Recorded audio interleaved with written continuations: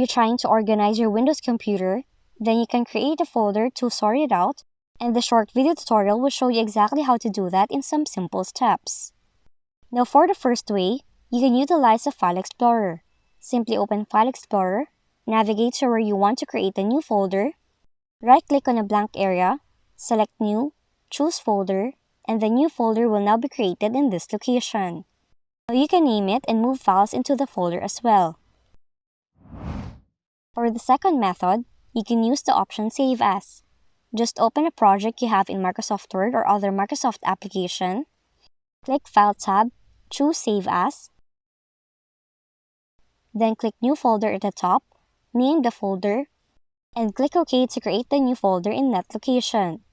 After that, you can now save the document you're working on. Lastly, use the command prompt. Just open Command Prompt with admin rights, know the location of where you want the new folder to be, tap in the following, then press Enter. Now you have to change this into your preferred folder name, and once you're done doing that, this will now create a new folder in Windows Explorer. So those are the simple steps on how to create a new folder in your Windows computer. If you found this video helpful, kindly like and subscribe. You may also click and turn on the notification bell so you can be notified from whenever we release new videos.